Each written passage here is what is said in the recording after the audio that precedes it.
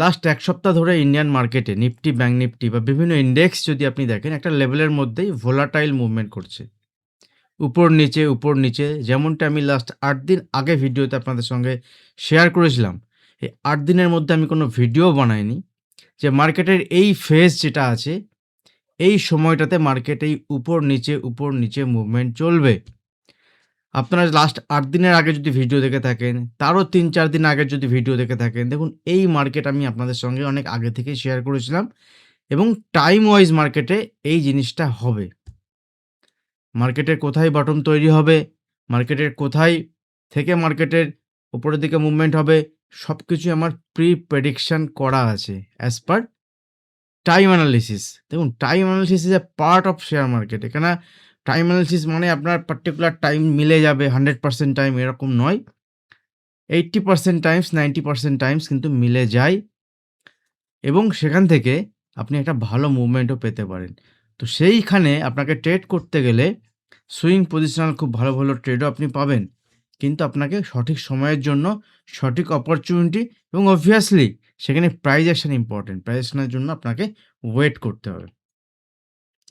দেখুন লাস্ট ৭-৮ দিন ধরে যদি আমরা মার্কেটকে দেখি, লাস্ট ৭-৮ দিন। দেখুন এটা ১ দিন, ২ দিন, ৩ দিন, ৪ দিন, ৫ দিন, ৬ দিন, ৭ দিন, ৮ দিন। তাহলে ৮ দিনের দেখুন এটা হচ্ছে মার্কেটের লো।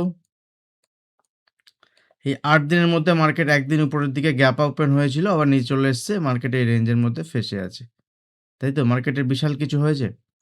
কিন্তু যদি আপনি স্টকে দেখেন, যেটা আপনি আপনাদের সঙ্গে বারবার বলেছি যে ইন্ট্রাডে যদি আপনি কাজ করেন, তাহলে এই সময়ের মার্কেট আপনার জন্য। আর যদি আপনি সুইং পজিশনাল করেন, ২০২৬ এ আমি বলে দিয়েছি যে মার্কেটের আমার ভিউ অ্যাজ পার মাই ভিউ যে মার্কেট সাইডওয়েজ থাকবে না। মার্কেটের সেক্টর ওয়াইজ মুভমেন্ট হবে না। মার্কেটে স্টক ওয়াইজ মুভমেন্ট হবে এবং দুর্দান্ত মুভমেন্ট হবে। যদি আপনি ট্রেডার হন তো আপনার কাছে অপরচুনিটি এটা। যদি আপনি সেটআপের উপরে বেস করে কাজ করতে পারেন, নিজের কোনো সেটআপ থাকে, আপনি ইন্ট্রাডে ট্রেড করুন, পজিশনাল ট্রেড করুন, সুইং ট্রেড করুন, বাট স্টকে ট্রেড করুন এবং আর কয়েকদিন ওয়েট করুন, ইন্ডেক্সেও মুভমেন্ট হবে। খুব বেশি দিন দেরি নেই ইন্ডেক্সে মুভমেন্ট হওয়ার। খুব বেশি দিন মানে ১-২ দিন নয়। খুব বেশি দিনের টাইম আছে এখনো।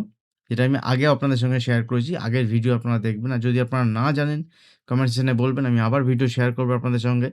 আর রেগুলার ভিডিও দেখুন, ভিডিওতে কমেন্ট করুন। স্টক দেখুন। আমি লাস্ট ভিডিওতে এই স্টকটির কথা আপনাদের সঙ্গে শেয়ার করে গেছিলাম। সেই স্টকটির নাম কি জানেন? নামটি কামিন্স ইন্ডিয়া। CUMMINS বা কিউমিন্স ইন্ডিয়া অনেকে বলে থাকেন। দেখুন এই স্টকটা আমি লাস্ট দিন ৮ দিন আগে আপনাদের সঙ্গে শেয়ার করেছিলাম। ৮ দিন আগে যদি দেখেন ১, ২, ৩, ৪, ৫, ৬, ৭, ৮ এখানে ছিল। তারও ৮ দিন আগে আমি এই স্টকটি শেয়ার করেছিলাম যে কামিন্স ইন্ডিয়া এখান থেকে মুভমেন্ট দেখাতে পারে এবং কামিন্স ইন্ডিয়া এখানে, এখান থেকে কামিন্স ইন্ডিয়া এখানে।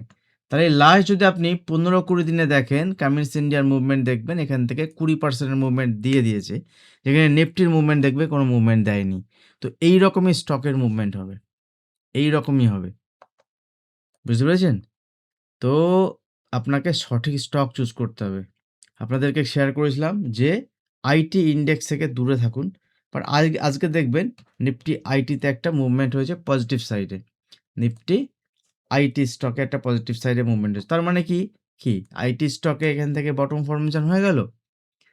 দেখুন এরকমটি নয়। আমি যখন আপনাদের সঙ্গে ৮ দিন আগে শেয়ার করেছিলাম, যখন ওখানে উপরের দিকে মুভমেন্ট হচ্ছিল, সেই সময় শেয়ার করেছিলাম যে আইটি স্টক গিয়ে চেক করে নেবেন আগের ভিডিওটাই। যে আইটি স্টকে আমি বুলিশ নেই। কারণ কিছু তো একটা হয়েছে। টাইম ওয়াইজ কারেকশন হোক, তারপরে আমি ভাববো। এখন যদি আপনি দেখুন সেই লেভেল থেকে ১, ২, ৩, ৪, ৫, ৬, ৭, ৮ আমি একদম ফুল প্রুফ আপনাদের দেখাচ্ছি। আমি নেই মানে আমি যে মার্কেটে নেই, এটা কিন্তু একবারও ভাববেন না। আমি অ্যাক্টিভলি আছি, আমি মার্কেটে আছি। ভিডিও বানাচ্ছি না। কিছু কারণ রয়েছে এই সময়ে। একটু বিজি আছি।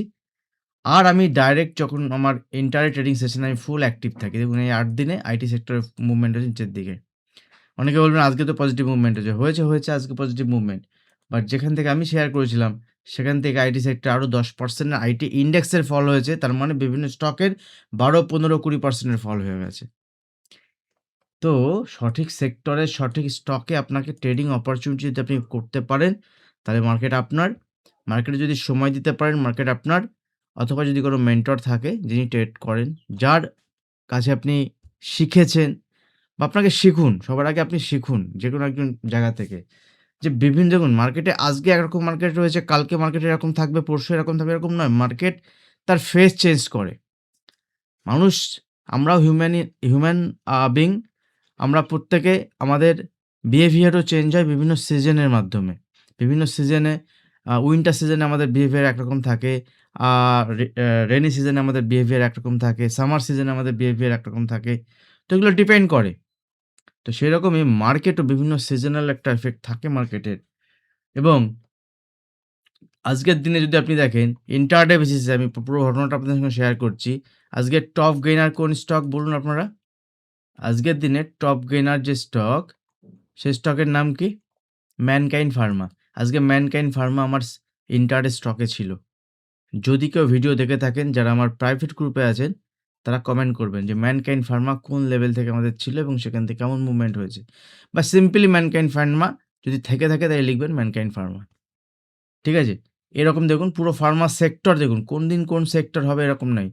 একটা স্টক দেখবেন এল LTF, দেখুন LTF একটা স্টক। যে স্টকটা আমি কয়েকদিন আগে শেয়ার করেছিলাম, ২-৩ দিন আগে। ২ দিনের জন্য টার্গেট ছিল ৩১০। আজকে এক্সাক্টলি ৩১০ এর মুভমেন্ট এই স্টক দিয়েছে।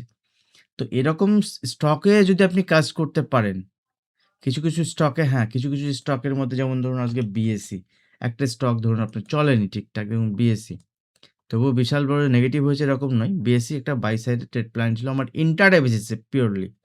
আজকে স্টকটি চলেনি।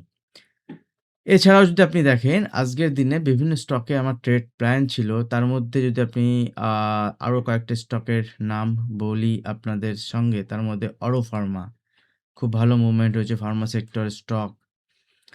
বাজাজ অটো একটা স্টক ছিল। হিন্দ হিন্দ কপার না, হিন্দ জিঙ্ক একটা স্টক ছিল। ঠিক আছে? বিভিন্ন স্টক, আ বিভিন্ন স্টকের খুব ভালো মুভমেন্ট কিন্তু আজকে ইন্টারডে বেসিসে আমরা দেখতে পেয়েছি। তো ইন্টারডে বেসিসে দেখুন 2% থেকে 5% কতগুলো স্টকের মুভমেন্ট হয়েছে। 4.92%। সেরকম যদি আপনি সেল সাইডে স্টক ট্রেড প্ল্যান করেন, দেখুন সেল সাইডেও IRFC, হ্যাঁ, Hind petro, Adani energy solution, Suzlon, এসব স্টকেও কিন্তু নেগেটিভ সাইডে মুভমেন্ট হয়েছে। দ্যাট মিনস মার্কেটে আপনি যদি ইন্টারডে প্ল্যান করেন, আপনার যদি সেটআপ থাকে আপনি ট্রেড পাবেন। চলুন বেশি কথা না বলে চলে যাই এখান থেকে। নিফটি মার্কেটে ওভার রিঅ্যাক্টিভ হয়ে লাভ নেই। আপনি নিজেকে কন্ট্রোল চেঞ্জ করুন। মার্কেট আপনাকে সুযোগ দেবে। যদি চেঞ্জ না করতে পারেন, মার্কেট আপনাকে পুরো চেঞ্জ করে দেবে মার্কেট। ঠিক আছে? তো এখান থেকে নিফটি নিচে আসতে পারে। নিচে এলে আমি কোনো আশ্চর্য হব না।